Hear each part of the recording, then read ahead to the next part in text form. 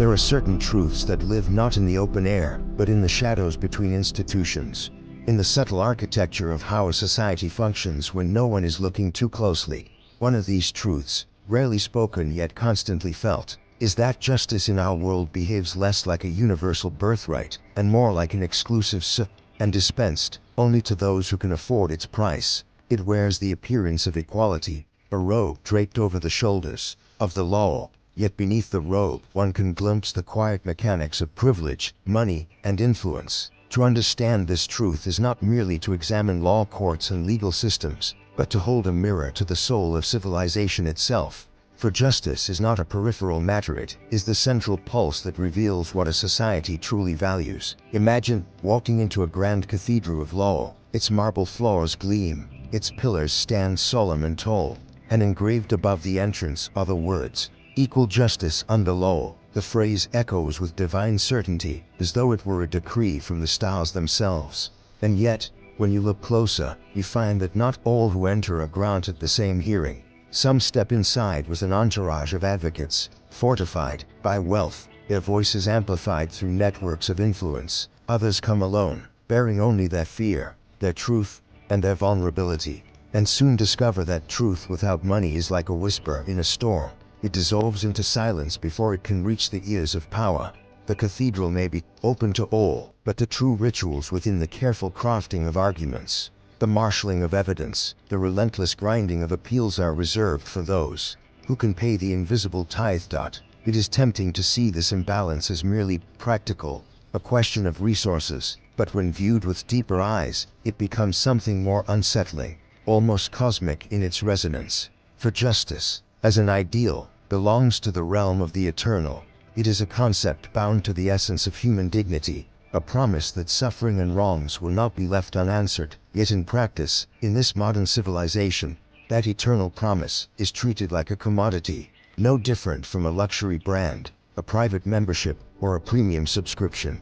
The poor man's grief becomes a statistic buried in bureaucratic files, while the wealthy man's grievance is elevated into a tragedy, scripted and dramatized until it demands resolution. Justice, the supposed birthright of all, becomes a stage where only the affluent can afford starring roles. One can think of society as a vast marketplace, with invisible stalls and counters, where not only goods and services are exchanged, but even dignity, fairness, and protection. In such a marketplace, justice has been placed behind glass, like a rare jewel in a display case.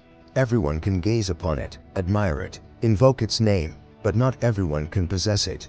To reach it, you must pay the keeper at the count, attorneys, the connections, the labyrinth of fees, the cost of time itself. Without payment, the jewel remains out of reach, a tantalizing symbol of what you deserve in theory, but cannot access in practice. This image captures the tragic irony. Justice is universal only in language, but transactional in reality. This arrangement creates a silent hierarchy of worthiness, though society seldom admits it aloud.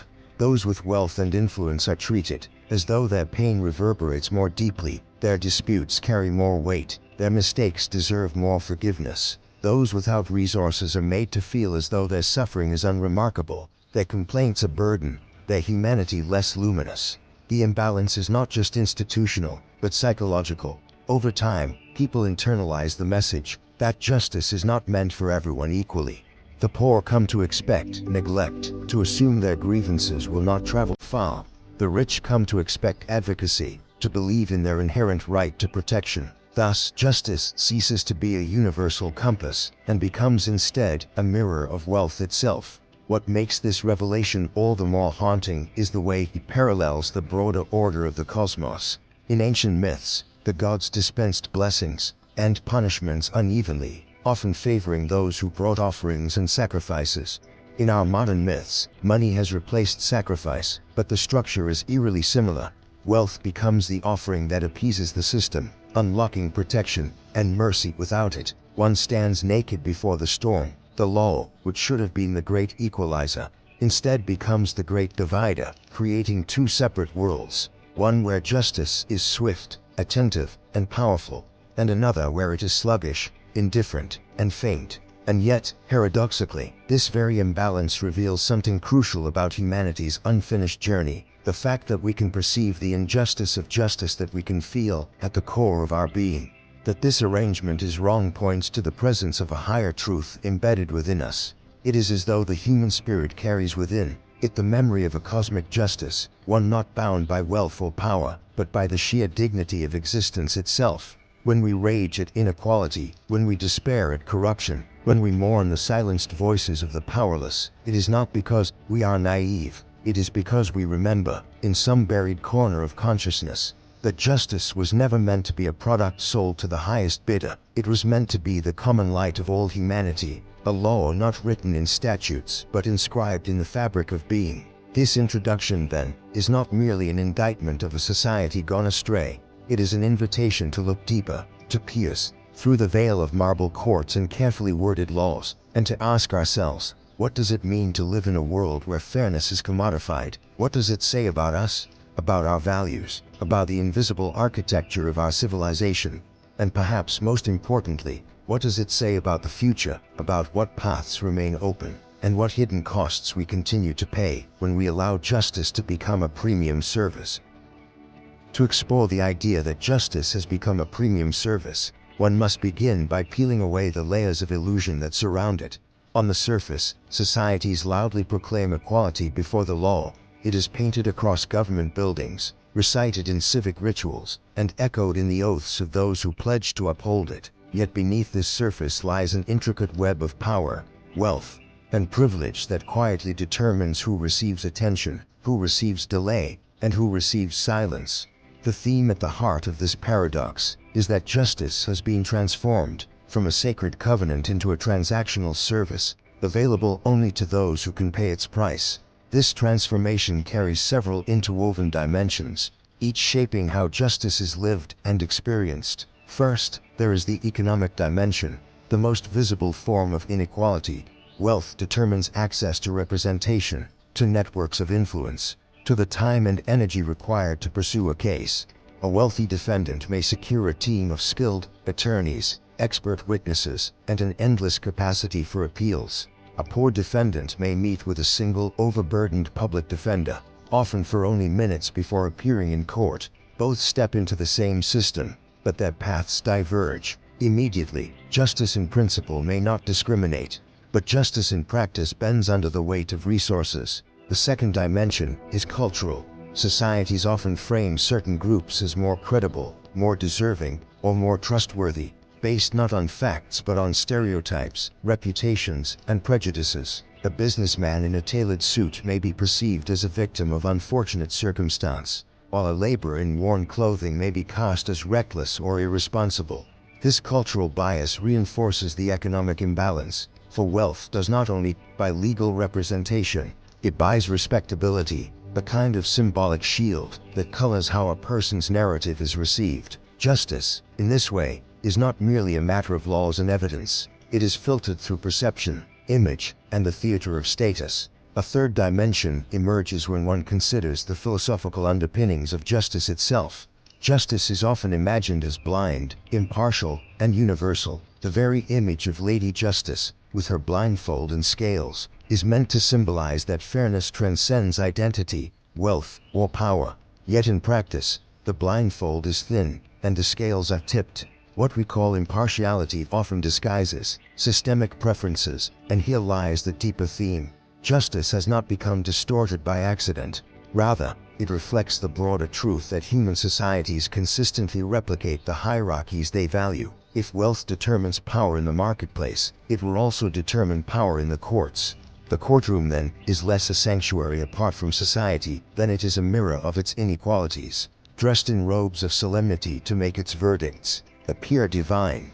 The fourth theme arises from the spiritual or cosmic dimension of this problem. Justice, as an ideal, belongs to the realm of the sacred. It is one of those rare concepts like love, truth, or freedom that humans instinctively recognize as transcendent. To betray justice is not merely to break a social contract, it is to wound the soul of humanity itself. And yet, in this society, we allow this sacred principle to be commodified, exchanged like currency, purchased and denied at will. This commodification does more than create individual injustices, corrodes collective faith in the very possibility of fairness. When people believe that justice is bought, they lose trust not only in courts and laws but in the moral fabric of society itself. Such corrosion spreads silently, like rust beneath the surface of steel, until entire systems collapse under the weight of cynicism. This brings us to another profound theme: illusion versus reality. The illusion is that justice is equally available, that the doors of the courts are open to all, that rights are evenly distributed. The reality is that those doors are guarded by invisible gatekeepers: fees, lawyers, bureaucracy, time, influence. The illusion comforts us, allowing us to believe we live in a fair world, while the reality gnaws at the margins, producing suffering, disillusionment, and despair. To confront this illusion is to awaken from a collective dream, a dream carefully cultivated, because the alternative, a world where fairness is explicitly acknowledged as conditional, would be unbearable. Yet illusions, however comforting, cannot hold forever. Reality, like water, always finds its way through cracks. There is also a cyclical pattern hidden in this dynamic. Wealth buys justice, which protects wealth, which buys more justice. Poverty denies justice, which reinforces poverty, which denies justice further still. This cycle creates two parallel realities, where privilege and neglect reinforce themselves generation after generation. To break such a cycle requires more than policy. It requires a fundamental reimagining of justice itself, as something that cannot be commodified without betraying its essence. Otherwise, we are left with a system where justice, like luxury, exists in tiers: basic, standard, and premium, depending on how much one can pay. And yet, amid these sobering themes, there remains the possibility of awakening. For what makes this injustice so poignant is that we can see it, name it, and feel its wrongness.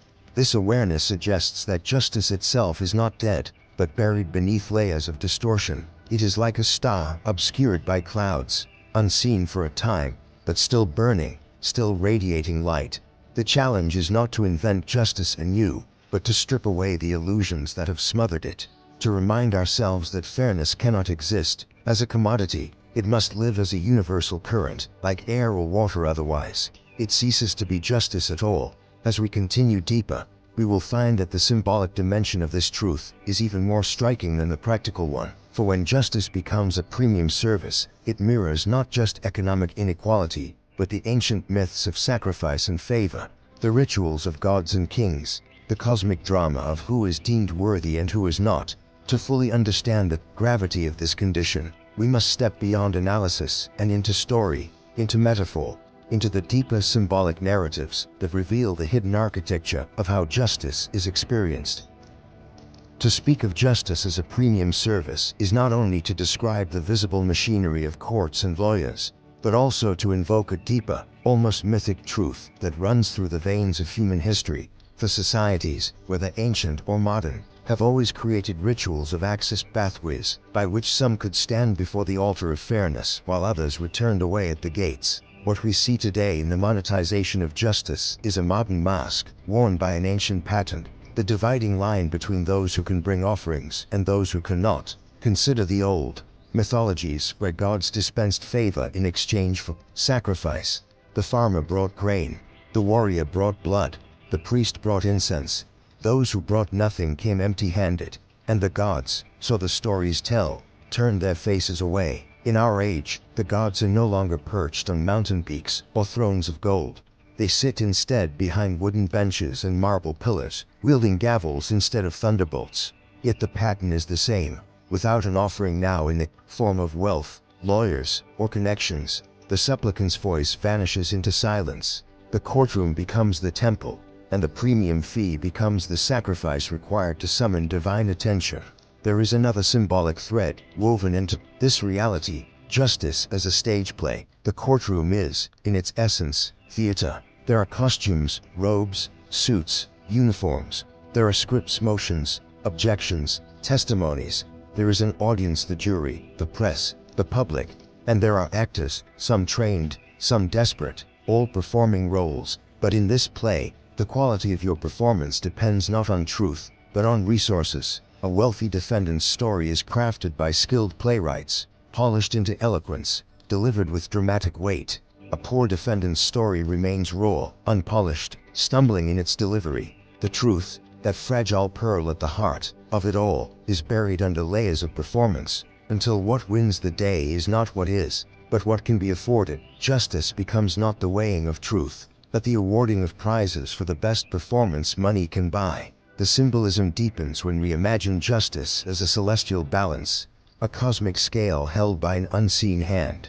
In its purest form, this scale is incorruptible. It weighs only truth and consequence. But in the earthly courts of humanity, weights are added to the scale. Gold coins, invisible yet heavy, are slipped onto one side. Influence, reputation, and connections tilt the balance further. The scale, once a symbol of impartiality, becomes a marketplace device, tipping not by truth but by purchase. The cosmic image of balance, revered across cultures as a sign of divine order, is thus desecrated by the intrusion of human inequality. Let us descend even deeper into the allegory of the labyrinth. Imagine justice as a shining center, hidden at the heart of an immense maze. All citizens are told they have equal right to reach it, but the pathways are not the same.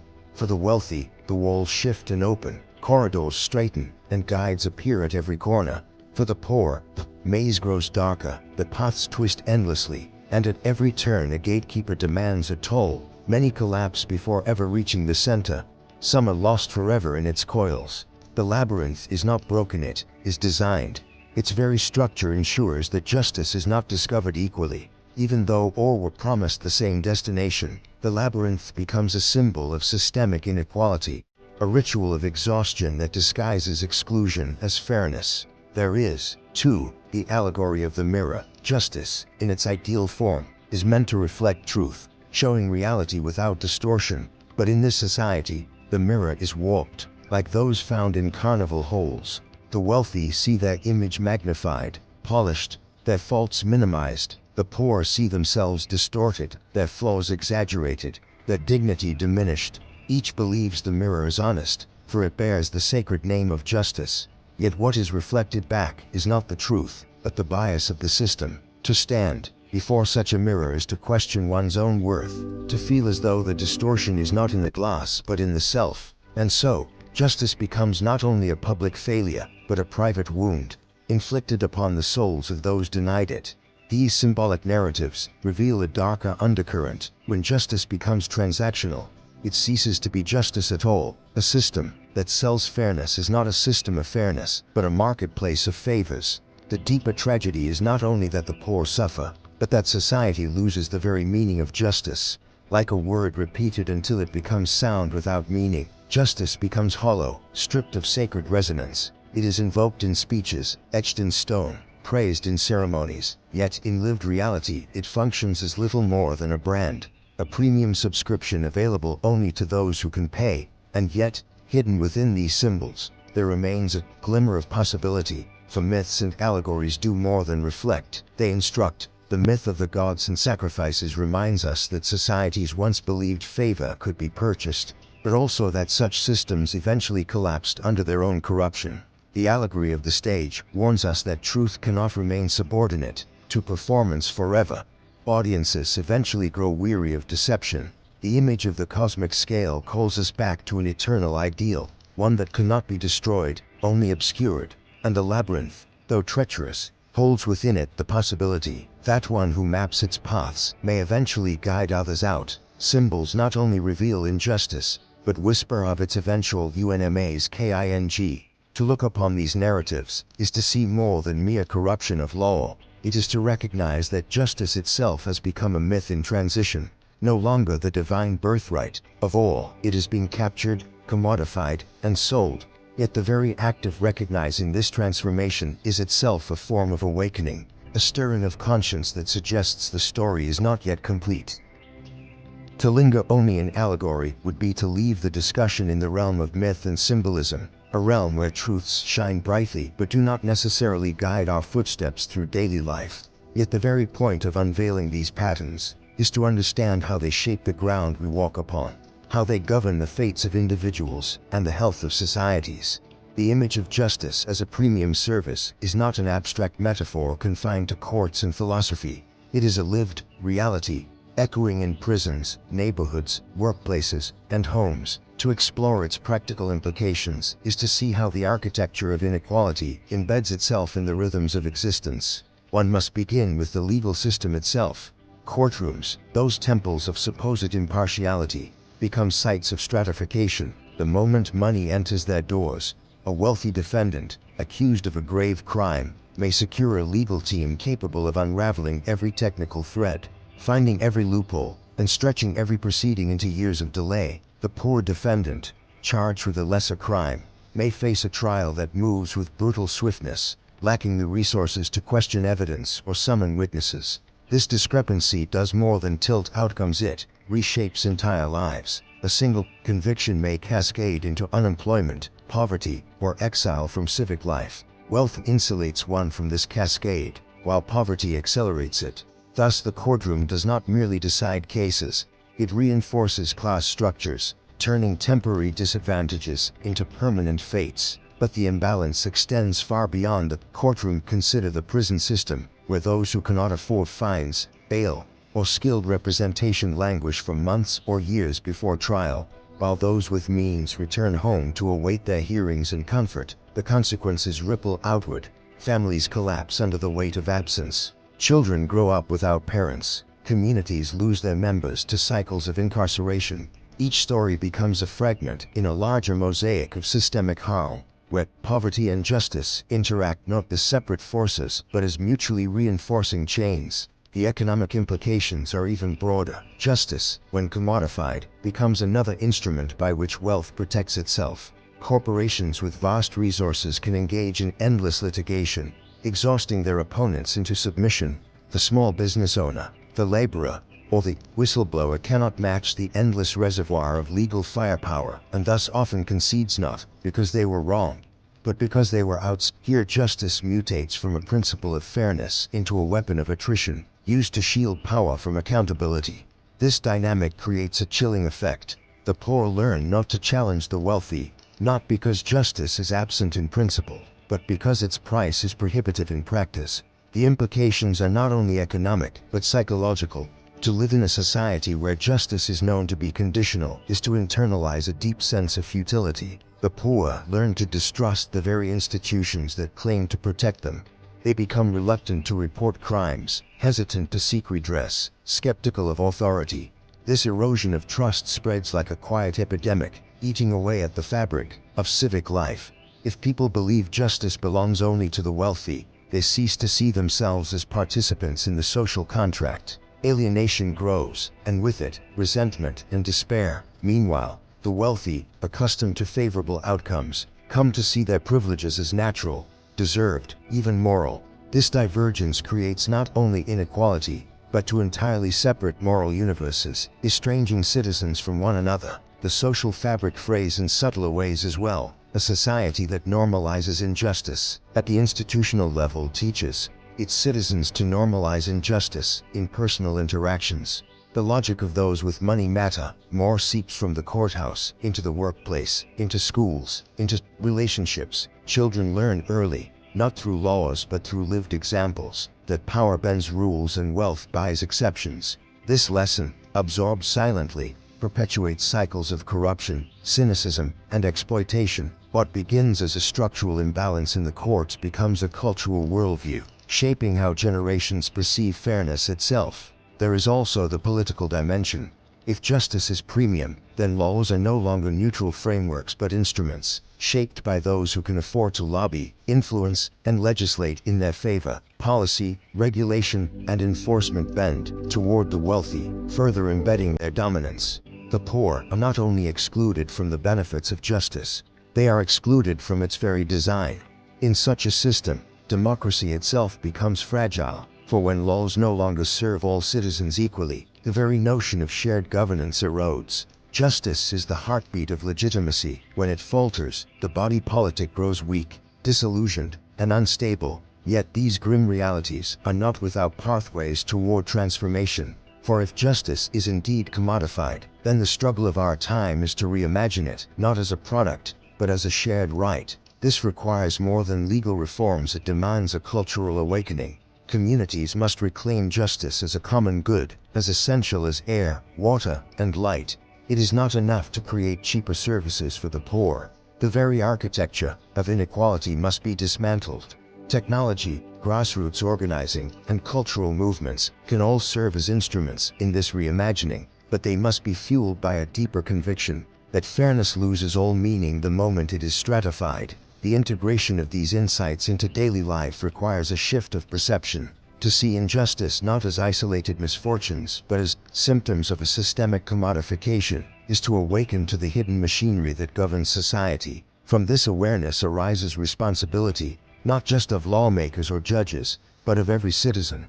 For justice, once commodified, is fragile, and without vigilance, it can vanish entirely into the realm of myth. Only by naming its distortions, resisting its privatization, and demanding its universality, can a society hope to restore its sacred essence. Thus, the practical implications of this metaphor stretch from prisons to politics, from family life to the very soul of democracy. To recognize them is to see the stakes clearly. Either justice is reclaimed as a universal current, flowing to all without condition, or it remains a luxury, another jewel locked behind glass, admired but unattainable for most. We have traveled through corridors of marble courts and mythic temples, across labyrinths of bureaucracy and into mirrors of distortion. We have watched justice transform from a sacred flame into a commodity, from a universal promise into a product reserved for those with means. And now, as the journey draws toward its end, we must gather the threads and ask, what is to be done? And what transformation lies waiting beyond this revelation? Justice, when commodified, does more than wound individuals. It infects the spirit of society. It breeds cynicism, erodes trust, and hollows out the very foundations of democracy. It teaches both rich and poor a dangerous lesson that worth is measured not by dignity, truth, or humanity, but by wealth. Such a lesson is poison disguised as law. And yet, paradoxically, this very corruption carries within it the seeds of awakening. For only when a people see the starkness of injustice can they imagine the possibility of renewal. The first step toward transformation lies in reimagining justice, not as an institution, but as a living current. Courts, laws, and policies are vessels, but justice itself is the water that must flow through them. When the vessels crack or are hoarded by the powerful, the current seeks new channels. It flows through grassroots movements, through art, through the voices of those who refuse to be silenced. History shows that no monopoly on fairness can endure indefinitely, for the human spirit revolts against the idea that dignity can be purchased. From revolutions to civil rights movements, the cry has always been the same: justice is not a luxury, it is breath, it is bread, it is life itself. To answer this call requires more than reform. Reform adjusts the surface, transformation alters the foundation. The foundation must shift from seeing justice as a service to seeing it as a shared inheritance. This means rethinking not only how laws are enforced, but how societies imagine fairness itself. It means asking questions not only of judges and legislators, but of ourselves. Do we unconsciously favor the powerful in our daily interactions? Do we accept inequality as natural? Do we dismiss the suffering of the poor as inevitable? Each of these silent acceptances is a brick in the edifice of injustice. To dismantle that edifice, we must begin within, by recognizing the subtle ways in which we have allowed justice to be sold. There is a cosmic dimension to this transformation, for justice is not merely a human invention, it echoes something eternal, a rhythm woven into the universe itself. Stars follow their courses, rivers carve their valleys, actions yield consequences. To live in alignment with this rhythm is to recognize that fairness is not an optional ornament of society, it is the very principle that sustains harmony. When we distort justice, we set ourselves against the grain of the cosmos. When we restore it, we return to the deeper music of existence. And so the call is not only political, not only social, but spiritual. To reclaim justice is to affirm that every being, regardless of wealth or station, carries an inherent dignity that no price can measure. It is to declare that truth must never be silenced by poverty, that fairness must never be tilted by gold. It is to say, with clear voices, that justice belongs not behind glass but in the open air, where all may breathe it. Let this then be the transformational call to awaken from the illusion that justice is a premium service, and to live as though fairness is as natural as sunlight, as free as the sky. Each act of resistance against commodified justice, whether it is a protest, the story told, a vote cast, or a simple refusal to accept unfairness, becomes a crack in the edifice of inequality, and through those cracks, the light of true justice begins to shine again. The journey is not simple. It will require courage, imagination, and the willingness to confront uncomfortable truths. But if there is one lesson to be drawn from the myths, allegories, and realities we have traced, it is this: justice cannot be forever contained. Like water, it may be dammed, but it cannot be destroyed. Sooner or later, it will flow again, and when it does, it will remind us that fairness is not a product but a promise, not a luxury but a birthright.